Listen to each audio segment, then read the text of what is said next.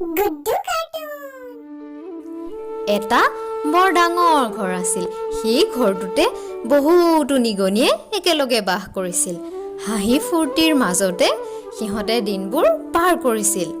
এদিনাখনৰ কথা, সেই ঘৰটোলৈ এটা ডাঙৰ মেকুৰী আহিল। মেকুৰীটোক দেখাৰ লগে লগে সকলোবোৰ নিগনিয়ে দৌৰি দৌৰি পলাই গৈ নিজৰ নিজৰ গাঁতত সোমালেগৈ।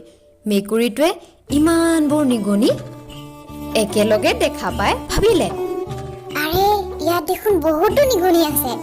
মই কেইবা মাহলৈও নিগনি খায়ে থাকিব পাৰিম। মই ইয়াতে থকাই ভাল হ'ব। এনেদৰে ভাবি মেকুৰীটোৱে সেই ঘৰটোতে থাকিবলৈ ল'লে।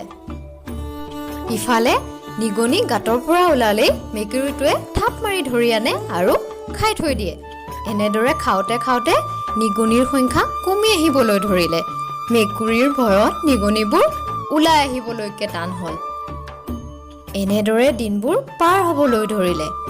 এদিনাখন সকলো নিগনিয়ে আলোচনা কৰি এখন সভা পাতিলে। সভালৈ সকলোবোৰ নিগনি আহিল আৰু এই সমস্যাটোৰ পৰা কেনেদৰেনো সমাধান পাব পাৰি তাৰ ওপৰত বহুতো নিগনিয়ে ক'লে, যদিও তাৰ মাজতে থকা এটা নিগনিয়ে অতি গুৰুত্বপূৰ্ণ কথা এটা ক'লে। সি থিয় হ'ল আৰু ক'লে, আমি যদি মেকুৰীৰ ডিঙিত এটা টিলিঙা বান্ধি দিব পাৰোঁ তেনেহ'লে দেখোন বৰ মজা হ'ব। মেকুৰীটো যিফালে দিয়ে যাব সিফালে দিয়ে টিলিঙাটো বাজি যাব আৰু আমি সচেতন হ'ব পাৰিম। নিগনিটোৰ কথা শুনাৰ লগে লগে আন নিগনিবোৰে বৰ ভাল পালে আৰু ক'লে, হয় হয়, এইটো দেখোন বৰ মজাৰ কথা কৈছা। ঠিকে আছে, তেনেহ'লে মেকুৰীৰ ডিঙিত টিলিঙাটো আঁৰি দিয়াৰ লগে লগে আমাৰ সমস্যাটোৰ সমাধান হৈ যাব। এনেদৰে কৈ সকলো নিগনিয়ে আনন্দতে নাচিবলৈ ধৰিলে আৰু নাচি থাকোঁতে থাকোঁতে তাৰ মাজৰ পৰাই এটা বুঢ়া নিগনিয়ে ক'লে, বন্ধ কৰা এই নাচ গানবোৰ। তোমালোকে একো গমেই পোৱা নাই। মেকুৰীৰ ডিঙিত কোনে টিলিঙা আঁৰিব বাৰু? কোনোবাই পাৰিবানে তোমালোকৰ মাজৰ পৰা মেকুৰীৰ ডিঙিত টিলিঙা আঁৰিবলৈ?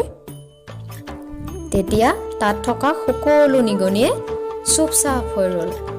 কোনেও মাত দিবলৈ সাহস নকৰিলে। আৰু ঠিক সেই সময়তে তালৈ মেকুৰীটো অহাৰ উমান পাই সকলোবোৰ নিগনিয়ে দৌৰি দৌৰি পলাই গৈ নিজৰ গাঁতত সোমালেগৈ। মৰমৰ অকণিহঁত, আমি এই সাধুটোৰ পৰা ইয়াকেই শিকিলোঁ যে কোনো এটা কাম কৰিবৰ বাবে ভাবি থাকিলেই সেই কামটোত সফলতা পোৱা নাযায়। আগতীয়াকৈ কামটো কৰি সফল হোৱাৰ পাছতহে তাৰ বাবে আমি উদযাপন কৰিব লাগে। তেনেহ'লে আজিলৈ ইমানেই। পুনৰ এটা নতুন ভিডিঅ' তোমালোকৰ মাজলৈ লৈ আহিম। তোমালোকে চাই থাকিবা দেই।